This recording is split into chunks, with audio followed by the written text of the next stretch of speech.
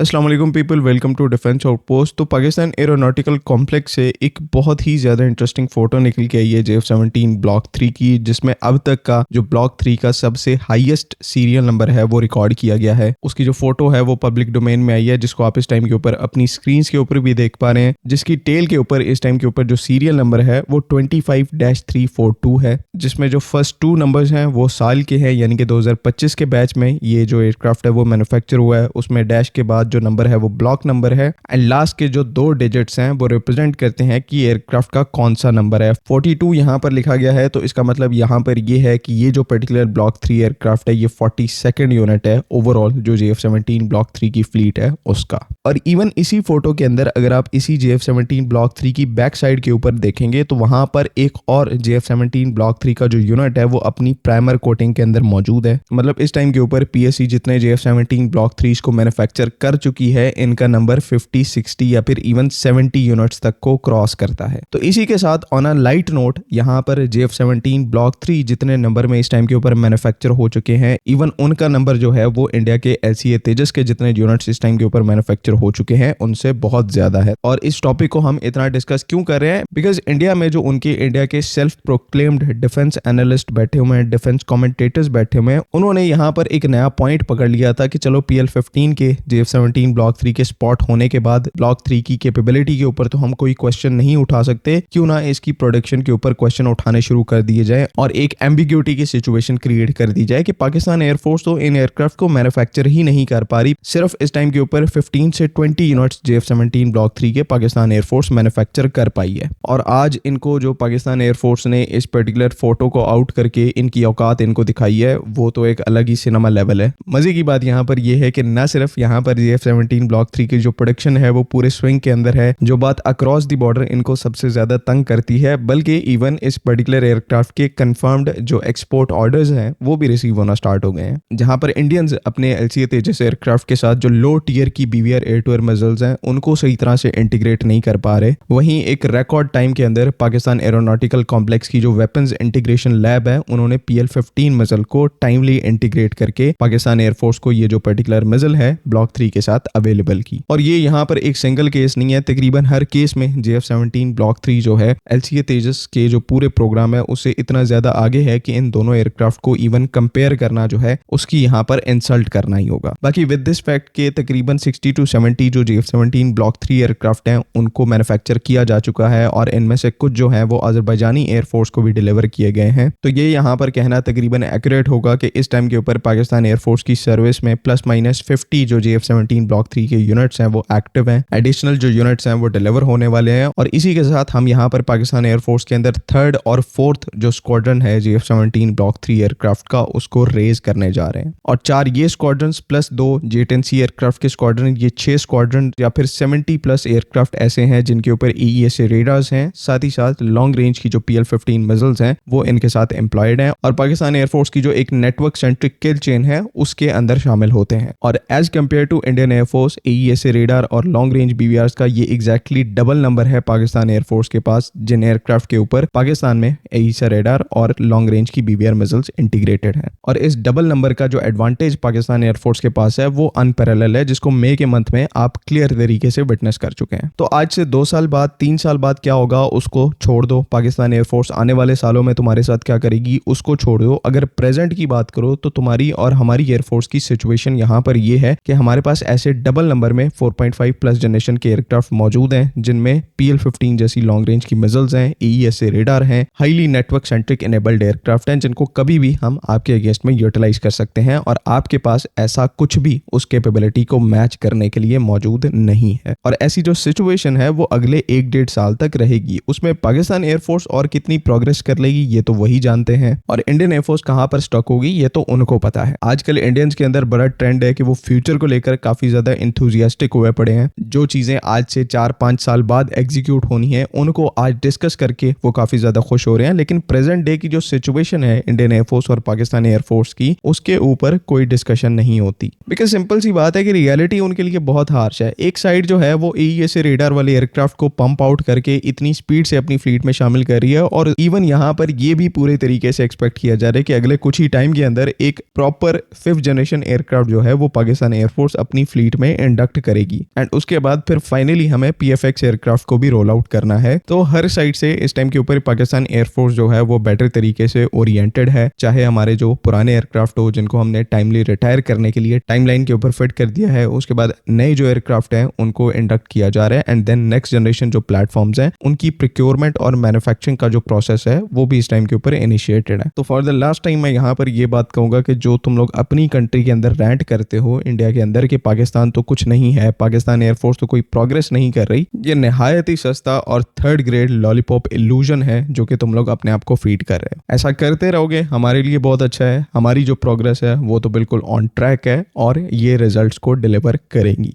I hope कि तमाम चीज़ें यहाँ पर क्लियर हैं। आपका क्या ओपिनियन है काइंडली कमेंट्स में उसको मेंशन ज़रूर करें। बाकी अगली वीडियो तक के लिए अल्लाह हाफ़िज़। पाकिस्तान जिंदाबाद।